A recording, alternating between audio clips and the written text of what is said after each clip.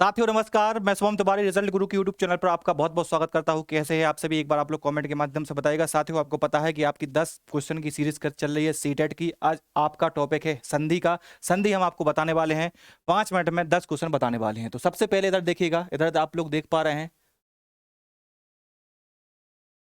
कि दो वर्णों के मेल को हम क्या कहते हैं कि संधि, समास, उपसर्ग, प्रत्यय। सभी को पता है भैया कि दो वर्णों के मेल को हम संधि कहते हैं। क्या कहते हैं? दो वर्णों के मेल को हम संधि कहते हैं। सभी को पता है इसका आंसर। ठीक है, चलते हैं आगे कि भैया संधि कितने प्रकार की होती है। संधि कितने प्रकार की है? एक प्रकार की है, दो प्रकार की है, तीन प्रकार की है, चार प्रकार की है। सभी को पता है कि संधि तीन प्रकार की है। पहली हो गई आपकी स्वर संधि, दूसरी हो गई आपकी व्यंजन संधि और तीसरी हो गई आपकी विसर्ग संधि। तीसरी कौन सी हो गई? तीसरी आपकी विसर्ग संधि हो जाती है। विसर्ग संधि हो जाती है। ठीक है, आंसर आपका सी सही हो जाएगा। फिर अगला प्रश्न है कि दयानंद में संधि कौन सी है? दयानंद में संधि कौन सी है? कि गुण संधि है, कि दीर्घ संधि है, कि व्यंजन संधि है, कि ईण संधि है? देखो देखो दयानंद में है आपकी, इधर देखिएगा विग्रह संधि विच्छेद क्या रहेगा? दया प्लस आनंद रहेगा। इधर आप लोग देख पा रहे हैं, इधर आपका आ दिख रहा है और इधर आपका बड़ा आ दिख रहा है। तो दोनों बड़ा आ क्या बन गए? आपके बड़ा आ बन गए। इसलिए आपकी कौन सी संधि हो गई? इसलिए आपकी दीर्घ संधि हो जाती है। कौन सी संधि हो जाती है? दीर्घ संधि। आंसर आपका बी सही हो जाएगा। चलते हैं अगले प्रश्न पर। अगला प्रश्न क्या है? अगला प्रश्न है कि कपीस में संधि कौन सी है? कपीस में वृद्धि संधि है, कि दीर्घ संधि है, कि ईण संधि है, कि विसर्ग संधि है? तो सभी को पता है। इधर देखिएगा कपी प्लस ईस, ये आपका संधि विच्छेद है। ये आपकी छोटी ई है, इधर आपकी बड़ी ई दिख रही है। जब छोटी ई और बड़ी ई मिलेगी तो क्या बनेगा? आपकी बड़ी ई बनेगी। तो आपकी कौन सी संधि होगी? आपकी दीर्घ संधि आपकी हो जाएगी। ठीक है, कौन सी संधि हो जाएगी? दीर्घ संधि हो जाएगी। चलते हैं अगले प्रश्न पर। अगला प्रश्न है आपका कि सदैव में संधि कौन सी है? कि व्यंजन संधि है, कि स्वर संधि है, कि विसर्ग संधि है? तो भैया सभी को पता है कि इसका विच्छेद क्या होगा? सदा प्लस एव रहेगा। इसमें कौन सी संधि है? इसमें आप देख पा रहे हैं, इसमें आपकी दो मात्रा है। जहां जहां आपकी दो चोटी दिख जाए, दो चोटी दिख जाए, वहां कौन सी संधि हो जाएगी? वहां आपकी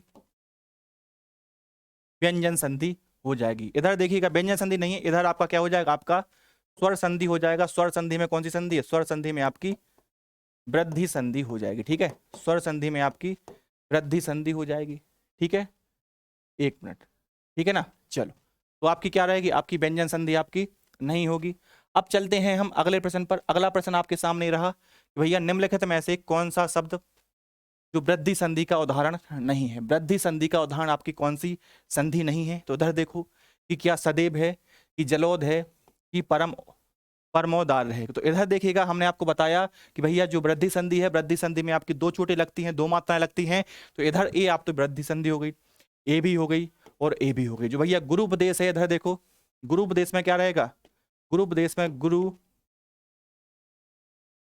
प्लस आपका उपदेश होगा, अर्थात बड़ा उ और छोटा उ मिलके आपका बड़ा उ बन गया और आपकी दीर्घ संधि आपकी हो गई। कौन सी संधि हो गई? आपकी दीर्घ संधि आपकी इसमें हो जाएगी। इसलिए ये क्यों? इसलिए ये आपकी वृद्धि संधि का उदाहरण नहीं है।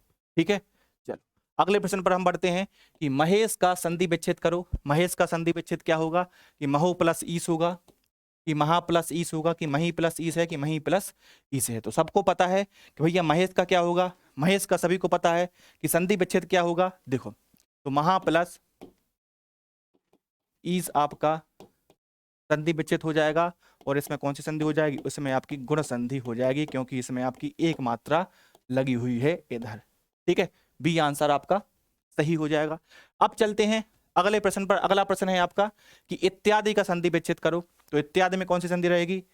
विच्छेद क्या होगा? इत प्लस यादि रहेगा, कि इति प्लस यादि, कि इत प्लस आदि, कि इति प्लस आदि? तो सभी को पता है भैया कि इसमें संधि का विच्छेद क्या होगा? इति प्लस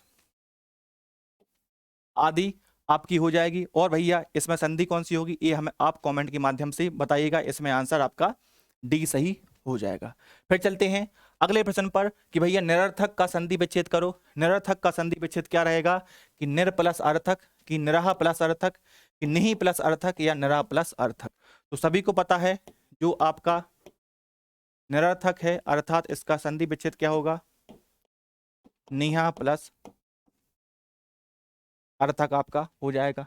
ठीक है, आपका संधि विच्छेद सी हो जाएगा और संधि का नाम क्या हो जाएगा, संधि का नाम आपका विसर्ग संधि हो जाएगा। ठीक है, अब चलते हैं अगले प्रश्न पर। आखिरी प्रश्न है हमारा। ठीक है, आखिरी प्रश्न देख पा रहे हैं आप लोग कि निराशा का संधि विच्छेद क्या होगा। तो सभी को पता है कि निराशा का संधि विच्छेद कि निरा प्लस आशा होगा, कि निर प्लस आशा, कि निहा प्लस आशा, कि निराहा प्लस आशा। तो सभी को पता है इसका संधि विच्छेद क्या होगा। इधर देखिएगा निराशा का संधि विच्छेद, तो देखिएगा निहि प्लस आशा, निराशा का संधि विच्छेद हो जाएगा आंसर सी, और आपकी विसर्ग संधि इसमें आंसर हो जाएगा। ठीक है, विसर्ग संधि हो जाएगा। अब आपको बताना है कमेंट के माध्यम से कि आपके 10 में से कितने प्रश्न सही हुए, 10 में से कितने प्रश्न सही हुए आपको कमेंट के माध्यम से ये बताना है। ठीक है ना, और रिजल्ट गुरु लेकर आपके साथ आया हुआ है सीटेट का एकलव्य बैच। अगर आपने ज्वाइन नहीं किया है, अगर आप तैयारी करने चाहते हैं तो भैया आपका पेपर 1 है जो आपका 399 में है, पेपर 2 599 में, और पेपर जो कॉम्बो है पेपर 1 और पेपर 2 आपका 699 में है। अगर आप तैयारी करना चाहते हैं तो जरूर ज्वाइन करिएगा। और सेशन कैसा लगा एक बार आप लोग कमेंट के माध्यम से जरूर बताइएगा, और सेशन को जरूर देखिएगा क्योंकि आपके यहाँ से 1 नंबर आपका महत्वपूर्ण होगा, 1 नंबर आपका यहाँ से पक्का होगा। ठीक है, तो क्लास कैसी लगी एक बार जरूर कमेंट के माध्यम से बताइएगा। थैंक यू क्लास, जय हिंद।